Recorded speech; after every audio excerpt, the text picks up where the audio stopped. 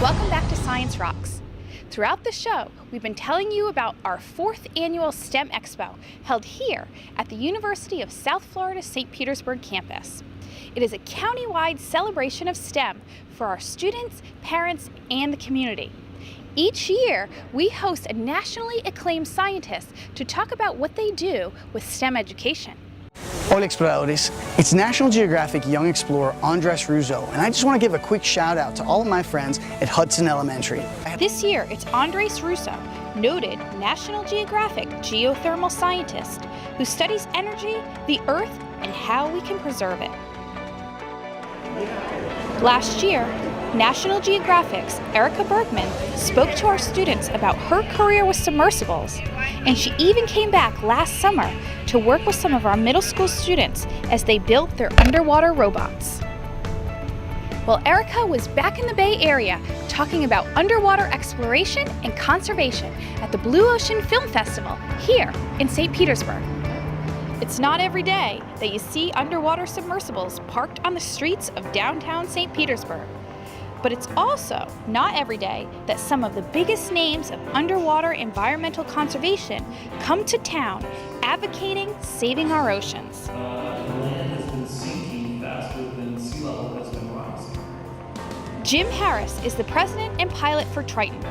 He tells us how the fast-changing world of robotics and STEM have changed the exploration potential for submersibles.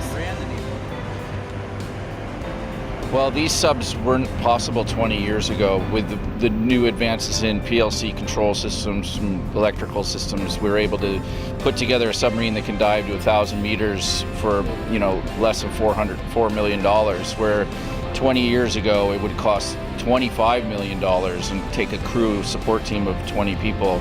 But as all the components become smaller and more reliable, we're able to put it together in a package that really helps us put submarines down into the 1,000-meter zone very quickly. The next steps are to get more people down, to get more cinematography, to raise awareness, and to get science packages down. Triton firmly believes that it's important for a person to be in the environment rather than just a robotically operated vehicle, a remote ROV. Yes, we feel it's much more engaging, and most of the scientists that we work with feel the same way. And it caught the eye of our National Geographic Explorer, Erica Bergman. So you were in the submersible outside. What did you think of the new Triton? Oh, it's really clean and streamlined, and as soon as I got in it, I was like, oh, I could see myself piloting this thing. Like, this is good, yeah. Really well organized, and it goes 500 meters. It's impressive, for sure. Why is it important for you to be here at the Blue Ocean Film Festival?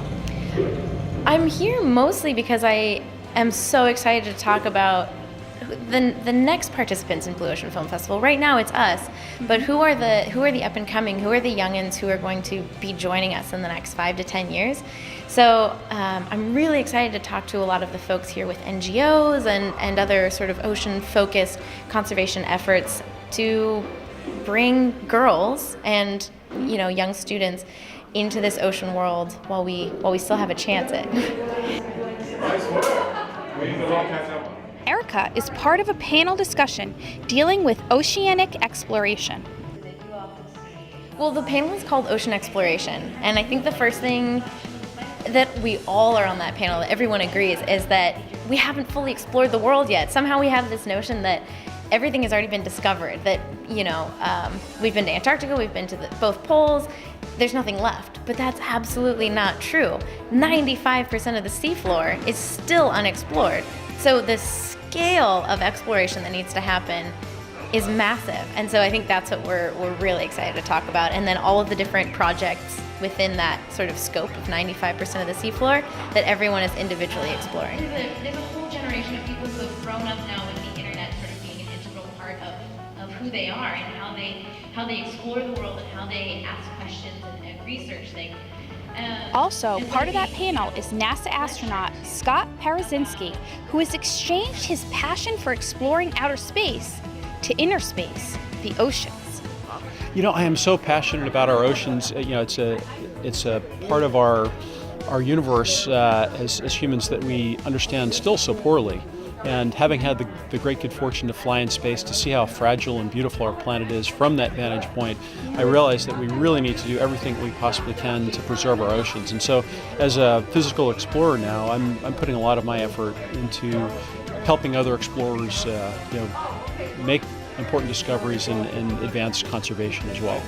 Been to outer space, I've walked in space, I've stood atop Mount Everest, I've dove in the highest lake in the world in the Andes, and I've even down climbed into active volcanoes. I just love taking human presence to really extraordinary places, learning from those. And so I see exploration is not just about outer space, but inner space, including down into our oceans. I would say that it's never been a better time to be alive as a prospective explorer than right now.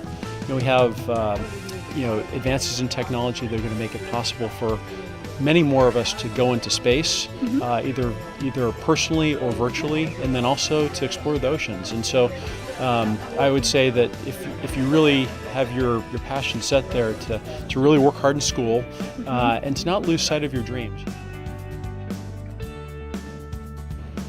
And that virtual platform is really big here at the festival. I had the opportunity to dive in an exotic reef in eastern Indonesia without leaving the festival, thanks to the talents and technology of this new breed of explorers who bring these amazing places to us. Andy Casagrande is an EMMY Award-winning cinematographer explorer. He is the guy behind the camera of those incredible images that we see every season on Shark Week. And he says 3D is the wave of the future. Virtual reality basically allows you to be pretty much anywhere in the world, fully immersive, as if you're there. Like, it's one thing to watch, something on TV, Shark Week, you're watching something cool, but it's a 2D image, it's in a rectangular form. But with 360 virtual reality, you can look pretty much everywhere, left, right, up, down, north, south, east, west, and you feel like you're in the moment, you're there. So you don't even have to leave your living room and you could be diving with great white sharks. Wow, that was an amazing experience, just like the Blue Ocean Film Festival here in St. Petersburg. I'm Laura Spence, and we'll see you next time.